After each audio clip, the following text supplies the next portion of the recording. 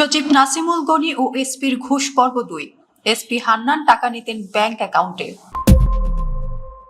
SP Mohammad Abdul হান্নানের বিরুদ্ধে ৫০ লাখ টাকা ঘুষ, সেই টাকা উদ্ধারে অধীনস্থ কর্মকর্তাকে ব্যবহার এবং নিয়মিত অর্থ আদায়ের অভিযোগের পরও কিভাবে তিনি কঠোর শাস্তি এড়িয়ে গেলেন। এসব ঘটনায় তৎকালীন স্বরাষ্ট্র সচিব, বর্তমান মন্ত্রী পরিষদ সচিব ডক্টর নাসিমুল গনির ভূমিকা ঘিরে ওঠা প্রশ্ন নিয়ে ৩ পর্বের ধারাবাহিকের আজ দেখবেন দ্বিতীয় পর্ব। আওয়ামী লীগ আমলে ২০২৩ সালে তৎকালীন স্বরাষ্ট্রমন্ত্রী ছিলেন সাফি মুদ্দাসির খান জ্যোতিকে ৫০ লাখ টাকা ঘুষ দেন মোহাম্মদ আব্দুল হান্নান।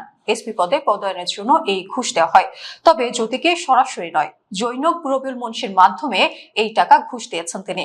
এই টাকা রবিউল মুন্সির কাছ থেকে তৎকালীন পুলিশ কমিশনার হাবিবুর রহমান হয়ে জ্যোতির কাছে গেছে। পেশায় রবিউল মুন্সি একজন প্রকাশনা ব্যবসায়ী হলেও আদতে তিনি পুলিশ কমিশনার হাবিবুর রহমানের টাকা কালেকশনের দালালদের একজন ছিলেন। গণঅভ্যুত্থানে আওয়ামী লীগ সরকার পতনের কারণে পদায়নটি আর হয়নি, তবে আওয়ামী লীগ আমলে বঞ্চিত দাবি করে আব্দুল হান্নান অন্তর্বর্তী সরকারের আমলে নরসিংদীর এসপি পদে পদায়ন বাকিয়ে নেন। আর এখানে বসেই শুরু করেন ব্যাপক হারে দুর্নীতি, অপকর্ম, চাঁদাবাজি, এমনকি মাদক ব্যবসায় জড়িত হওয়ার সুনির্দিষ্ট অভিযোগ ওঠে তার বিরুদ্ধে। আওয়ামী লীগ আমলে এসপি পদে পদায়নের জন্য দালাল রবিউল মুন্সির মাধ্যমে যে ৫০ লাখ টাকা ঘুষ দিয়েছিলেন তা তোলার দায়িত্বে দেন অধীনস্থ নরসিংদী ডিবি ইনচার্জ পুলিশ পরিদর্শক এস.এম. কামরুজ্জামানকে। বসের নির্দেশে কামরুজ্জামান বাধ্য হন ঘুষের টাকা তোলার কাজে লেগে যেতে। ৫ লাখ টাকা তিনি রবিউল মুন্সির কাছ থেকে আদায় করে দেন। বাকি ৪৫ লাখ টাকার জন্য এস.এম. কামরুজ্জামানের ওপর চাপ দিতে থাকেন এসপি আব্দুল হান্নান। এরই ধারাবাহিকতায় ৯ নভেম্বর ২০২৪ অধীনস্থ কামরুজ্জামানকে নিয়ে ঢাকায় আসেন এসপি আব্দুল হান্নান। রবিউল মুন্সি মণিপুর পাড়ায় ১৪৭ পুরাতন বিমানবন্দর সড়কে গোল্ডেন টাচ পাবলিকেশনস এর মালিক।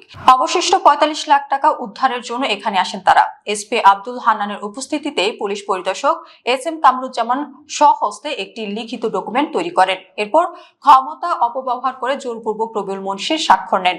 ওই ডকুমেন্ট এসপি আব্দুল হান্নানও গ্রহণকারী হিসেবে স্বাক্ষর দেন।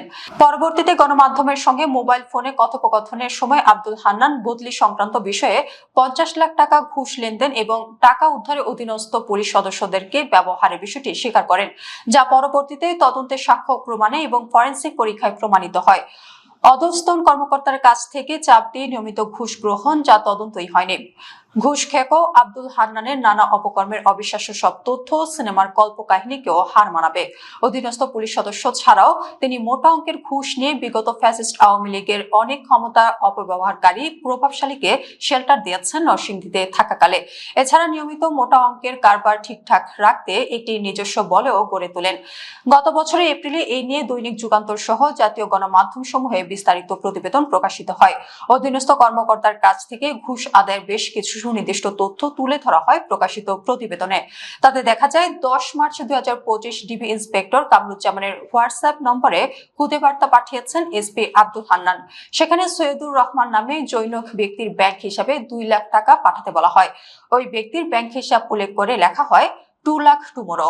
এর আগেও এসপি আব্দুল হান্নান কামরুজ্জামানের মুঠোফোনে দফায় দফায় ব্যাংক হিসাব পাঠিয়ে এভাবে লাখ লাখ টাকা ঘুষ নিয়েছেন। এর আগে ১০ ফেব্রুয়ারি ২০২৫ রাত ৯টা ৯ মিনিটে মোহাম্মদ নাহিদুজ্জামান নামে একজনের কাছে টাকা পাঠাতে ডিবি ইন্সপেক্টর কামরুজ্জামানকে খুদে বার্তা পাঠান। সেখানে ডাচ বাংলা এজেন্ট ব্যাংকিং নম্বর উল্লেখ করে টাকা পাঠানোর সাংকেতিক শব্দ 2 লাখ টুমোরো লেখা হয়। এরপর কামরুজ্জামান এজেন্ট ব্যাংকিং এর ওই হিসাবে ১১ ফেব্রুয়ারি ২০২৫ তারিখে ২ লাখ টাকা পাঠান। ৫ জানুয়ারি ২০২৫ মোহাম্মদ শাহজাহান আলীর নাম লিখে ইসলামী ব্যাংক ঝিনাইদহ ব্রাঞ্চের হিসাব নম্বর পাঠান। হোয়াটসঅ্যাপে মেসেজ দিয়ে ৪২,০০০ টাকা পাঠাতে বলেন এসপি। ৬ জানুয়ারি ২০২৫ ইসলামী ব্যাংক নরসিংদী শাখা থেকে এসপির পাঠানো ওই হিসাবে ৪২,০০০ টাকা পাঠান ইন্সপেক্টর কামরুজ্জামান।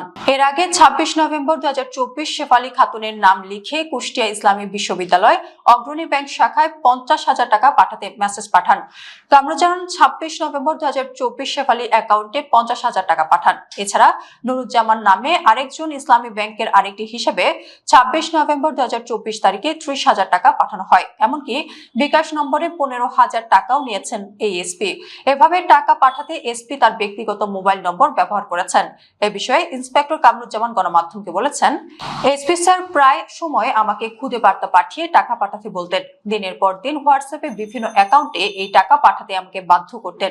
ব্যক্তিগত নম্বর থেকে মেসেজ পাঠিয়ে আবার আবার এসপি বলতেন, আমি একটি SMS করেছি, দেখেন এই নম্বরে 2 লাখ টাকা পাঠান। এভাবে অসংখ্যবার টাকা পাঠানোর কারণে আমি নিঃস্ব হয়ে গেছি।